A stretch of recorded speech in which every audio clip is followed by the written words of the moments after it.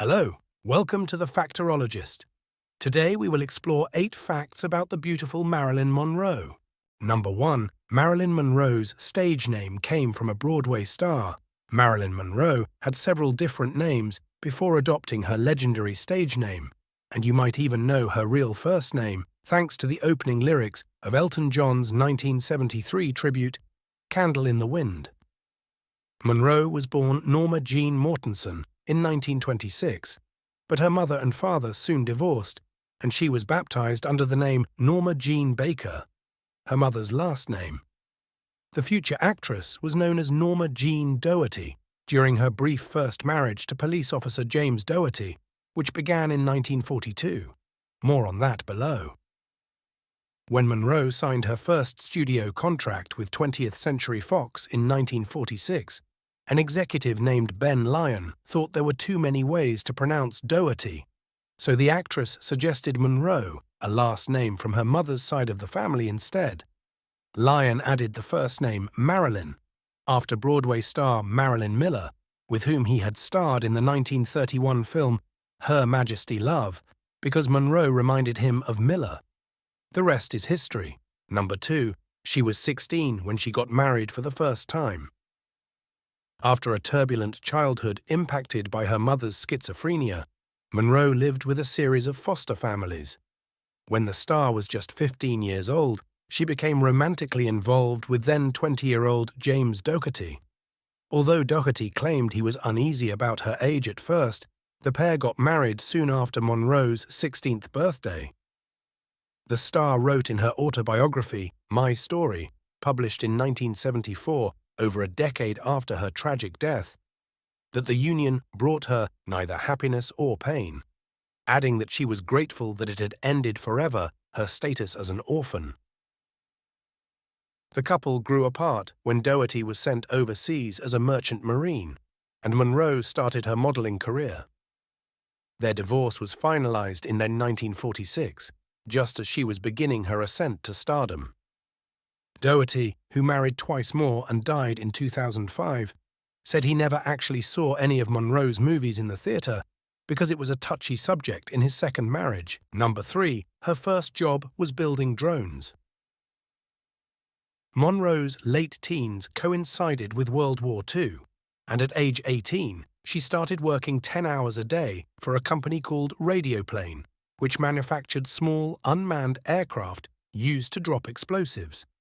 Her job was inspecting the aircraft parachutes and spraying them with fire retardant.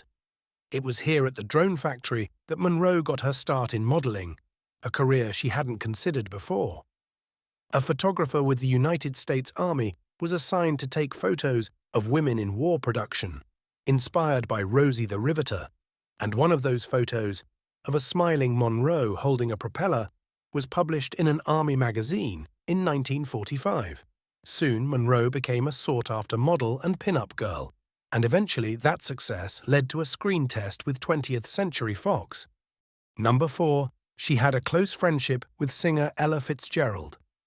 At the recommendation of a music coach, Monroe spent hours listening to Ella Fitzgerald recordings while trying to train her own voice.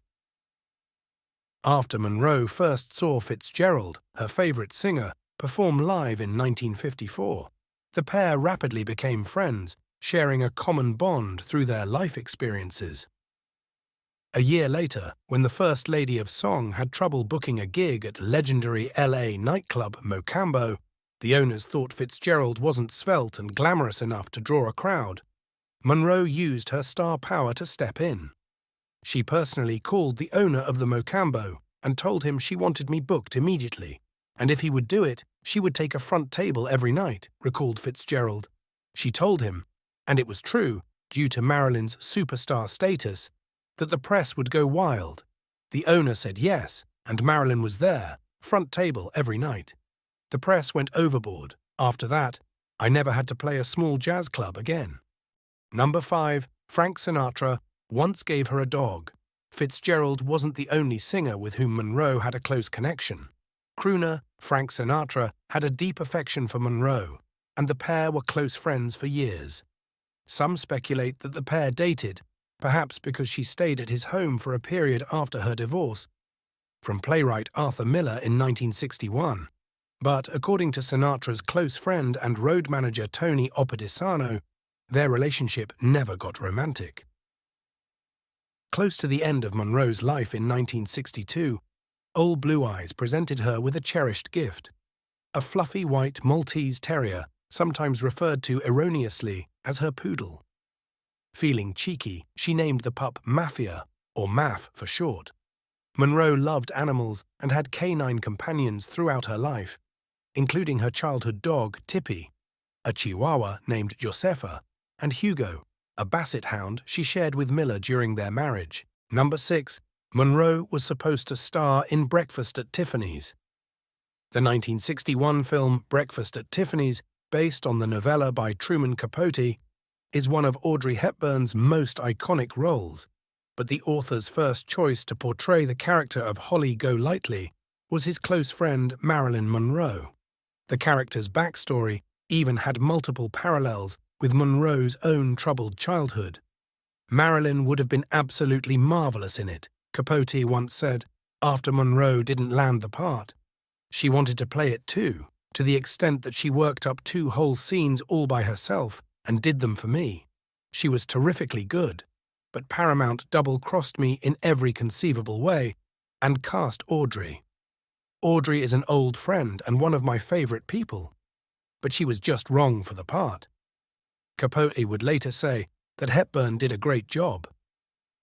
Reportedly, it wasn't entirely up to Paramount.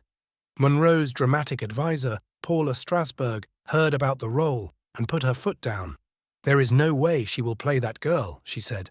"Marilyn Monroe will not play a cool girl, a lady of the evening." Number 7. The FBI kept an eye on Monroe.